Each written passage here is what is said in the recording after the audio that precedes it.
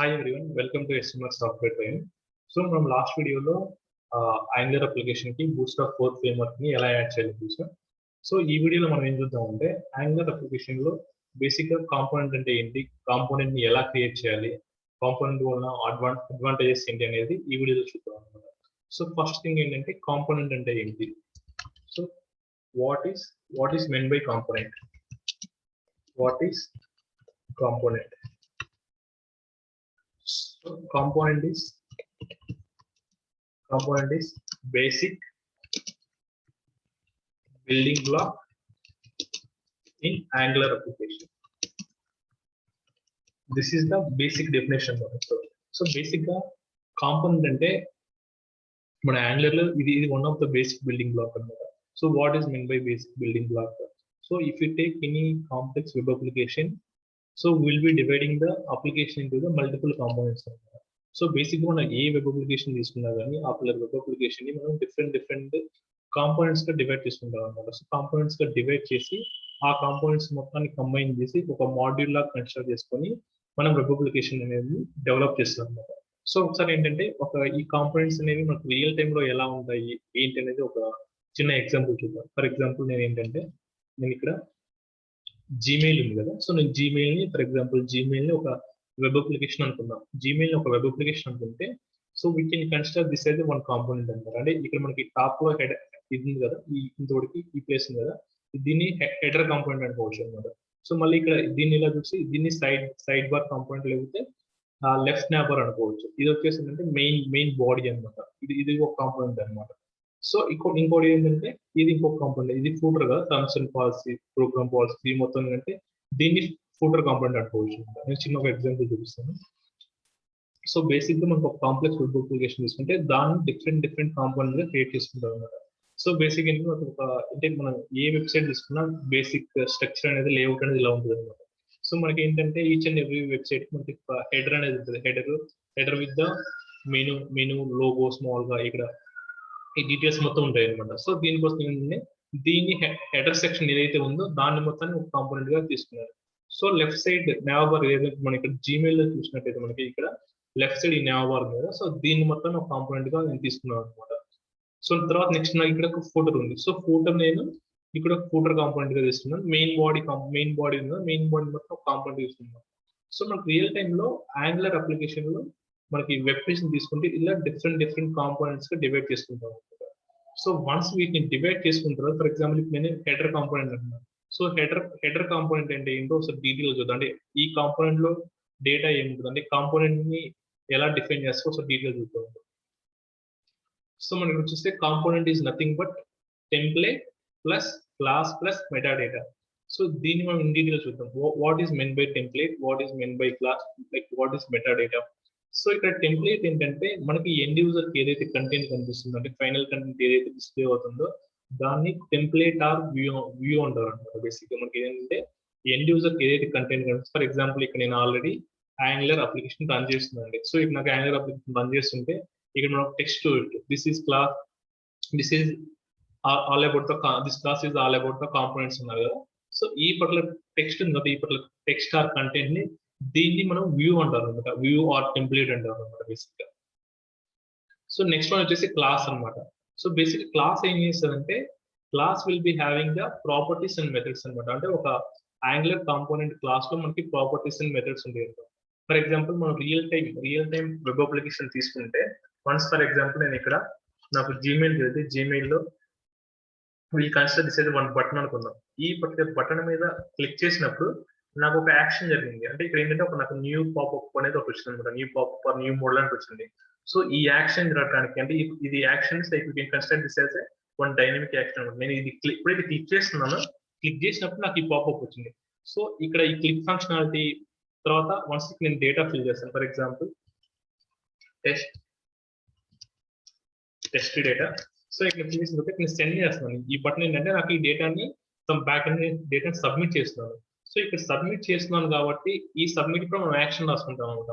So ఇటువంటి functionality మొత్తం ఏంటంటే మనకి కాంపోనెంట్ క్లాస్ లో మనం డిఫైన్ చేసుకుంటాం అనమాట. It can be properties or methods అనమాట. ప్రాపర్టీస్ ఏంటంటే ఫర్ ఎగ్జాంపుల్ నాకు ఒక వెబ్ పేజ్ లో టైటిల్ ఉందండి. ఆ టైటిల్ ని నేను బేస్డ్ ఆన్ పేజ్ ని బట్టి డైనమిక్ గా చేంజ్ చేసుకుందాం అనుకుంటున్నాను. సో అటువంటిప్పుడు ఏంటంటే ఒక ప్రాపర్టీ డిఫైన్ చేసుకొని ఆ ప్రాపర్టీని నేను డైనమిక్ గా చేంజ్ చేసుకుంటాను. మెథడ్స్ అంటే ఇప్పుడు మనం ఇక్కడ చూసాం కదా, ఇప్పుడు ఏదైతే ఒక బటన్ మీద క్లిక్ చేస్తే నాకు ఇక్కడ ఒక పాపప్ వచ్చింది. సో దాని మెథడ్స్ ద్వారా మనం అచీవ్ చేయొచ్చు అనమాట. సో నెక్స్ట్ వన్ ఏంటంటే మెటాడేటా అనమాట. సో బేసిక్ గా మెటాడేటా అంటే it's a data about data అనమాట. అంటే మనకు ఒక యాంగులర్ లో ఒక టెక్స్ట్ క్లాస్ అనేది ఉంది. ఆ పర్టికులర్ క్లాస్ అనేది యాంగులర్ కాంపోనెంట్ గా వర్క్ అవ్వాలంటే we should add some metadata అనమాట. అంటే సమ్ అడిషనల్ ఇన్ఫర్మేషన్ అనేది మనకు ఒక టైప్ క్లాస్ అనేది ఉంది. ఆ క్లాస్ కి మనం అది ఒక యాంగులర్ కాంపోనెంట్ గా వర్క్ అవ్వాలి అంటే దానికి షుడ్ యాడ్ ద మెటాడేటా అనమాట. సో ఇక్కడ ఈ టెంప్లేట్ అంటే ఏంటి, క్లాస్ అంటే ఏంటి, మెటాడేటా అంటే ఏంటి, మనం ఒకసారి కోడింగ్ లో చూద్దాం. కోడింగ్ లో ఇంకా రియల్ టైమ్ లో చూద్దాం. సో ఇది ఏంటంటే బేసిక్ యాంగులర్ అప్లికేషన్, మనం ప్రీవియస్ వీడియోస్ లో కూడా చూసాం. సో దీన్ని ఈ యాంగులర్ అప్లికేషన్ నేను క్రియేట్ చేసి ప్రెసెంట్ ప్రస్తుతానికి అయితే రన్ చేస్తున్నాను. సో ఇప్పుడు నేను ఏం చేస్తాను అంటే ఒక న్యూ కాంపోనెంట్ అనేది క్రియేట్ చేద్దాం వాళ్ళు. సో ఇక్కడ ఆల్రెడీ అప్లికేషన్ రన్ అవుతుంది కదా, సో ఇక్కడ నేను దీని అప్లికేషన్ ని స్టాప్ చేస్తాను. కంట్రోల్ సి కొట్టేసి ఎస్ అని క్లిక్ చేస్తే ఆటోమేటిక్ గా స్టాప్ అయిపోతుంది. సో ఇప్పుడు మనం ఏంటంటే ఒక న్యూ కాంపోనెంట్ ని ఒక క్రియేట్ చేద్దాం. For example ng generate C for component and header. So ఏంటంటే ఇక్కడ నేను హెడర్ అనే ఒక కాంపోనెంట్ ని క్రియేట్ చేద్దాం అనుకుంటున్నాను యాంగులర్ లో. సో ఒక కాంపోనెంట్ ని క్రియేట్ చేయాలనుకుంటే మనకి అప్లికేషన్ ఇది శాంపిల్ వెబ్ యాప్ అనేది అప్లికేషన్ ఫోల్డర్ అనమాట. ఈ ఫోల్డర్ లో మనకి ng specifies like Angular CLI అనమాట. So Angular CLI G specifies generate అనమాట. జనరేట్ షార్ట్ కట్ అనమాట. సి ఫర్ కాంపోనెంట్ అనమాట. సో ఇది వచ్చేసి ఈ హెడర్ అనేది కాంపోనెంట్ నేమ్ అనమాట. సో వన్స్ ఇఫ్ నేను టైప్ సి ఎంటర్ చేస్తే మనకి ఇక్కడ ఆటోమేటిక్ గా ఒక పర్టికులర్ కాంపోనెంట్ అనేది క్రియేట్ అవుతుంది అనమాట. So it will take like some 10 to 15 seconds. So మరి ఇక్కడ చూస్తే ఇక్కడ వన్స్ ని కాంపోనెంట్ క్రియేట్ చేసిన తర్వాత ఎప్పుడైతే మనం కాంపోనెంట్ క్రియేట్ చేసినప్పుడు ఆల్వేస్ మనకి ఏంటంటే 4 డిఫరెంట్ ఫైల్స్ ఉంటాయి అనమాట. సో ఫస్ట్ వన్ వచ్చేసి header.component.html అనమాట. సో ఈ HTML ఏంటంటే we can call it as a view or template అని కూడా అనుకుంటారు. ఇందాక మనం చూసాం కదా, కాంపోనెంట్ అంటే ఏంటి, మనకి టెంప్లేట్, క్లాస్, మెటాడేటా. సో ఇది ఫస్ట్ వచ్చేసి HTML ఏంటంటే టెంప్లేట్ అనమాట. సో సెకండ్ వన్ ఏంటంటే header.component.spec.ts అనమాట. ఇది ఏంటంటే ఈ పర్టికులర్ ఫైల్ ఏంటంటే మనకి యూనిట్ టెస్టింగ్ కోసం యూజ్ చేస్తాం అనమాట. సో బేసిక్ గా యాంగులర్ లో మనకి ఏంటంటే you can write the unit testing also. అంటే మనం ఏదైనా ఒక పర్టికులర్ ఫంక్షన్ మనం ఇంప్లిమెంట్ చేస్తే యాజ్ ఏ డెవలపర్ గా we should write the unit testing అనమాట. సో యూనిట్ టెస్టింగ్ అది ఎంటైర్లీ డిఫరెంట్ కాన్సెప్ట్ అనమాట. అది మనం లేటర్ వీడియోస్ లో డిస్కస్ చేద్దాం. సో నెక్స్ట్ వన్ ఏంటంటే header.component.ts అనమాట. ఇది ఏంటంటే బేసిక్ గా ఇది క్లాస్ ఫైల్ అనమాట. అంటే మనకి సంబంధించిన ప్రాపర్టీస్ కానీ మెథడ్స్ కానీ అవి మొత్తం ఏంటంటే ఈ TS ఫైల్ లో రాసుకుంటాం. సో నెక్స్ట్ వన్ వచ్చేసి header.component.scss అనమాట. ఇది ఏంటంటే మనం రాసిన వ్యూ కి ఏదైతే వ్యూ మనకి HTML ఉంటుందో ఆ HTML స్టైలింగ్ ఏమన్నా చేయాలనుకుంటే ఆ పర్టికులర్ ఇన్ఫర్మేషన్ మొత్తం ఈ SCSS ఫైల్ లో చూద్దాం. సో ఇప్పుడు దీని ఒకసారి డీటెయిల్ గా చూద్దాం ఈ పర్టికులర్ ఫైల్ ని. సో మీరు ఇక్కడ నేను ఇక్కడ యాప్ ఫోల్డర్ లో చూస్తే ఆటోమేటిక్ ఇక్కడ హెడర్ అనేది ఒక కాంపోనెంట్ క్రియేట్ అయిపోయింది. సో బై డిఫాల్ట్ గా యాంగర్ లో ఒక కాంపోనెంట్ కి it will be having the 4 different files అనమాట. సో ఈ 4 డిఫరెంట్ ఫైల్స్ ని so first like will go to the class అనమాట. సో మీరు ఇక్కడ ఉంది కదా, ఇక్కడ చూసిన వాళ్ళు ఇప్పుడు మీరు ఇంపోర్ట్ @కాంపోనెంట్, ఈ ఎక్స్పోర్ట్ క్లాస్ హెడర్ కాంపోనెంట్ ఏంటి, ఇవన్నీ చూసి మీరు ఏం భయపడుతుంది అంటారు. ఇది చాలా ఈజీ అనమాట. సో మనం 1 by 1 డిస్కస్ చేసుకుంటాం. So I comment this one. అంటే ఇవి మనకి ప్రెసెంట్ ఏమీ అవసరం లేదన్నమాట.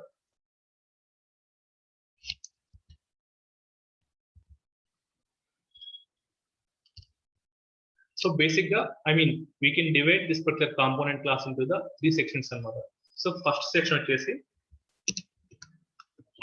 import section,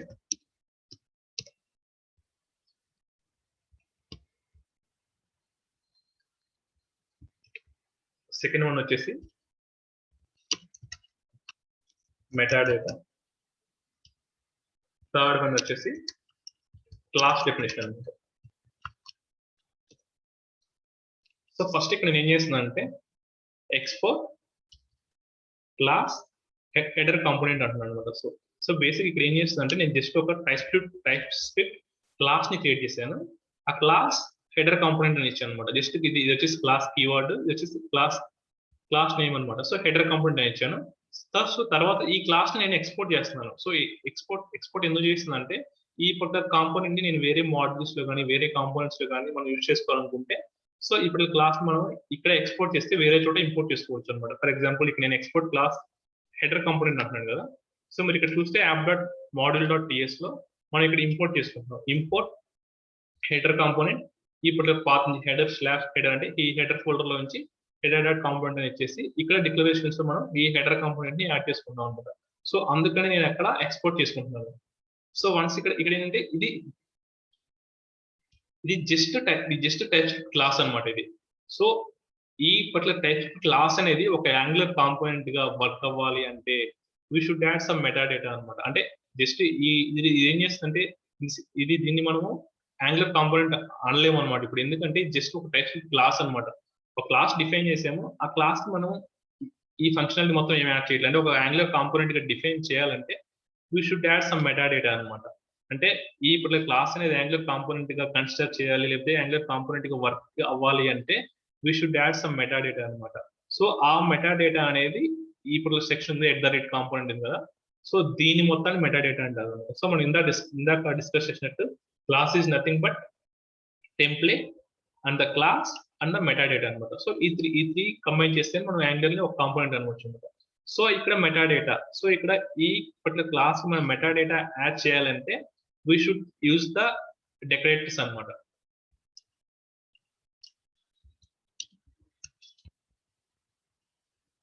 సో నేను దీన్ని అన్కమెంట్ చేస్తాను. సో ఇక్కడ ఇది కూడా అన్కమెంట్ చేస్తాను. సో బేసిక్ ఇక్కడ ఏంటంటే ఈ పర్టికులర్ సెక్షన్ మొత్తం నేను మెటా డేటా అంటున్నాను. సో ఇక్కడ @ కాంపోనెంట్ ఉంది కదా. సో ఇక్కడ ఈ @ కాంపోనెంట్ అనేది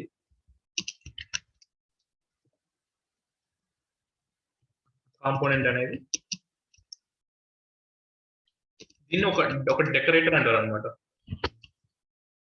అంటే టైప్స్క్రిప్ట్ క్లాస్ కి మనకి ఒక మెటా డేటా యాడ్ చేయాలంటే we should have the one decorator అనమాట. సో ఆ డెకరేటర్ ఏంటంటే @ కాంపోనెంట్ అనమాట. సో @ కాంపోనెంట్ అంటే ఇక్కడ ఒక డెకరేటర్ అనమాట. ఈ డెకరేటర్ యూజ్ చేసుకొని మనకి ఈ టైప్స్క్రిప్ట్ క్లాస్ కావాల్సిన మెటా డేటా మొత్తాన్ని, metadata is nothing but you can call it as some additional data అనుకోవచ్చు. అడిషనల్ ఇన్ఫర్మేషన్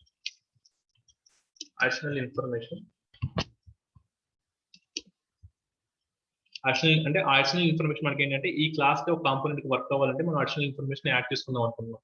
సో ఆ అడిషనల్ ఇన్ఫర్మేషన్ ఎలా యాడ్ చేస్తామంటే @ కాంపోనెంట్ డెకరేటర్ వచ్చేసి యాడ్ చేస్తాం. సో ఇక్కడ ఏంటంటే @ కాంపోనెంట్, సో ఈ @ కాంపోనెంట్ డెకరేటర్ ఏం చేస్తుందంటే it is accepting one object అనమాట. సో ఈ కర్లీ బ్రేసెస్ లో ఉన్నది ఒక ఆబ్జెక్ట్ అనుకోవచ్చు. సో ఈ ఆబ్జెక్ట్ లోపల we have the different property value pairs ఉంది. ఇది వచ్చేసి మనకి ప్రాపర్టీ, ఇది వచ్చేసి దీని వాల్యూ అనమాట. సో ఇలా మనకి సెలెక్ట్ అనే ఒక ప్రాపర్టీ ఉంది, ఇది వచ్చేసి దాని వాల్యూ అనమాట. సో టెంప్లేట్ URL ఉంది, స్టైల్ URL ఉంది అనమాట. సో ఫస్ట్ ఏంటంటే ఈ మెటా డేటా డిఫైన్ చేయాలంటే నాకు @ కాంపోనెంట్ ఒక డెకరేటర్ కావాలన్నమాట. సో ఈ డెకరేటర్ అనేది మనకి ఏంటంటే @angular4 అనే ఈ పర్టికులర్ ఫోల్డర్ లో లేకపోతే ఈ పర్టికులర్ ఫైల్ లో మనకి అవైలబిలిటీలో ఉంది అనమాట. సో మీరు ఇక్కడ హోవర్ చేసి మీరు చూడొచ్చు, ఇక్కడ application sample web node modules @angular4 అనే ఫోల్డర్ లో మనకి కాంపోనెంట్ అనేది ఉంది, కాంపోనెంట్ డెకరేటర్ అనేది ఉందన్నమాట. సో అక్కడ నుంచి మనం ఇక్కడ దీన్ని ఇంపోర్ట్ చేసుకుంటున్నాం అనమాట. సో ఇంపోర్ట్ చేసుకొని ఇక్కడ మెటా డేటా డిఫైన్ చేసుకుంటున్నాం. మెటా డేటా డిఫైన్ చేసుకున్న తర్వాత ఈ కంప్లీట్ ఈ 3 సెక్షన్స్ కలిపి ఒక కాంపోనెంట్ గా యాడ్ చేస్తుంది అనమాట. ఒక కాంపోనెంట్ గా యాక్ట్ చేస్తుంది. సో నెక్స్ట్ ఇక్కడ మనకి ఈ కాంపోనెంట్ లో సెలెక్టర్ అనే ఒక ప్రాపర్టీ ఉంది. ఈ ప్రాపర్టీ ఏం చేస్తుందంటే ఫర్ ఎగ్జాంపుల్ నాకు ఈ హెడర్ కాంపోనెంట్ లో టెక్స్ట్ ఉంది, హెడర్ వర్క్స్ ఉంది కదా.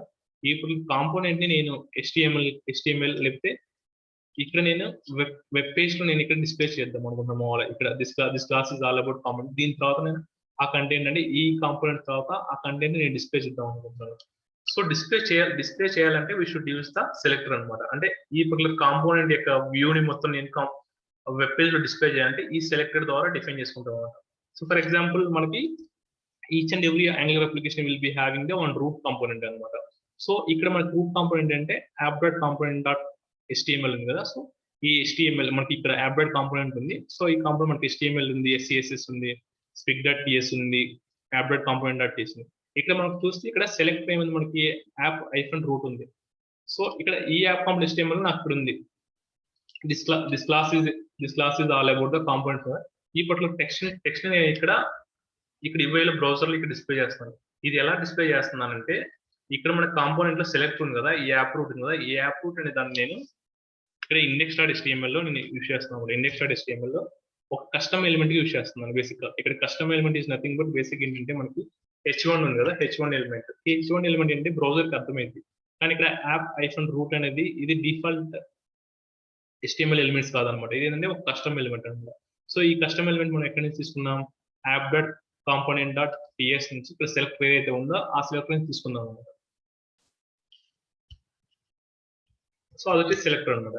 సో నెక్స్ట్ వన్ వచ్చి టెంప్లేట్ URL అనమాట. అంటే so each and every component will be having the template మనం in the description. So component is nothing but template and the TypeScript class and the metadata.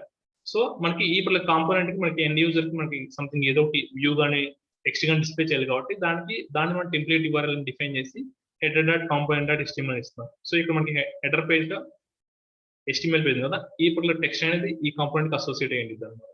So next ఏంటంటే next style URLs అనమాట. So మనకి ఏంటంటే ఈ component లో ఉన్న text నేను ఏమన్నా స్టైలింగ్ ఏమైనా యాడ్ చేయాలనుకుంటే ఈ header dot component dot SCSS అనేది ఈ ఫైల్స్ ఇస్తాను అనమాట ఇక్కడ. సో ఇక్కడ ఫర్ ఎగ్జాంపుల్ ఇక్కడ ఉంది, నేను H1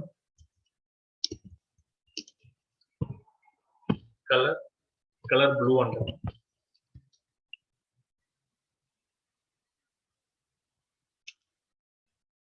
సో ఇక్కడ నాకు పారాగ్రాఫ్ ఉంది. సో నేను పారాగ్రాఫ్ చేంజ్ చేస్తాను.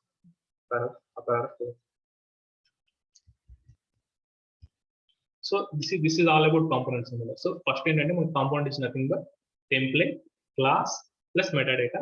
సో కాంపోనెంట్ ఎలా క్రియేట్ చేయొచ్చు మనము, ng generate component and the component name అనమాట. సో వన్స్ ఈ కాంపోనెంట్ మనం జనరేట్ చేసిన తర్వాత మీరు ఆటోమేటిక్గా ఇక్కడ చూస్తే app dot model dot TS ఉంది కదా, app dot model dot TS లో ఆటోమేటిక్ గా ఇది యాడ్ అయిపోద్ది అనమాట. బై డిఫాల్ట్ గా మనం ఎన్ని కాంపోనెంట్స్ ఏవైతే మనం క్రియేట్ చేస్తూ ఉంటామో ఆ కాంపోనెంట్స్ మొత్తం ఏంటంటే ఇక్కడ యాప్ డాట్ కాంపోనెంట్ లో కంపల్సరీగా ఆటోమేటిక్ గా యాడ్ అయిపోతాయి అనమాట. సో ఇక్కడ మనం ఈ ng మోడ్యూల్ డిక్లరేషన్స్ లో మనం ఈ హెడర్ కాంపోనెంట్ మనం ఇక్కడ యాడ్ చేయకపోతే ఆ పర్టికులర్ కాంపోనెంట్ ఉన్న కంటెంట్ మనం ఏమి యూజ్ చేసుకోలేము అనమాట. సో ఫర్ ఎగ్జాంపుల్ ఇప్పుడు ఇక్కడ ఇండెక్స్ డాట్ HTML ఉంది కదా, సో ఇండెక్స్ డాట్ HTML లో నేను హెడర్ కాంపోనెంట్ ని యూజ్ చేసుకుందాం అనుకుంటున్నాను.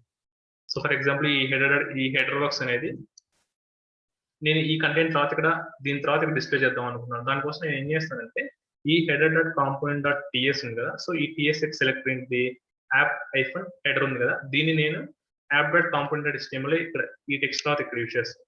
So for example app hyphen header. So refresh చేద్దాం. సో సేవ్ చేసి రీఫ్రెష్ చేస్తాం.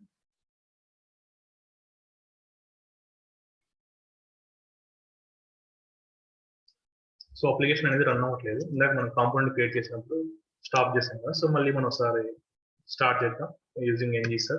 సో వన్స్ ఇక్కడ మనకి అప్లికేషన్ స్టార్ట్ అవ్వగానే మనకి ఇక్కడ హెడర్ కాంపోనెంట్ కంటెంట్ ఏదైతే ఉందో ఆ కంటెంట్ మొత్తం ఏంటంటే ఈ టెక్స్ట్ తర్వాత మనకి డిస్ప్లే అయిపోద్ది అనమాట. సో డిస్ప్లే అయిపోయింది అంటే మనకి in case you want we can change this particular component అనమాట. సో ఇలా మనకి ఎన్ని కాంపోనెంట్స్ కావాలంటే అన్ని కాంపోనెంట్స్ క్రియేట్ చేసుకోవచ్చు అనమాట. సో ఇక్కడ నేను ఏం చేశాను, జస్ట్ ఒక హెడర్ కాంపోనెంట్ క్రియేట్ చేశాను. సేమ్ ఇలానే మనం ఒక ఫోటో కాంపోనెంట్ కానీ సైడ్ బార్ కాంపోనెంట్ కానీ మెయిన్ బాడీ కాంపోనెంట్ కానీ we can create the multiple components అనమాట. మల్టిపుల్ కాంపోనెంట్స్ క్రియేట్ చేసుకొని వాట్ సెలెక్టర్ ఏదైతే ఉందో ఆ సెలెక్ట్ వచ్చేసి మనకి ఎక్కడైతే కంటెంట్ కావాలనుకుంటున్నామో అక్కడ ప్లేస్ చేసుకుంటాం అనమాట. సో అప్లికేషన్ కంపైల్ అయిపోయింది. సో కంపైల్ అయిపోయిన తర్వాత ఇక్కడ చూస్తే మనం ఆటోమేటిక్ గా హెడర్ వర్క్స్ అని వచ్చింది. అంటే మనకు ఆ హెడర్ కాంపోనెంట్ లో ఉన్న కంటెంట్ ఏదైతే ఉందో ఆ కంటెంట్ మొత్తం మనకి ఇప్పుడు వచ్చేసింది అనమాట.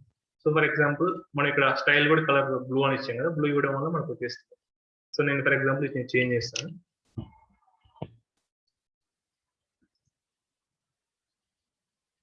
సో నేను రెడ్ అని చేంజ్ చేస్తాను.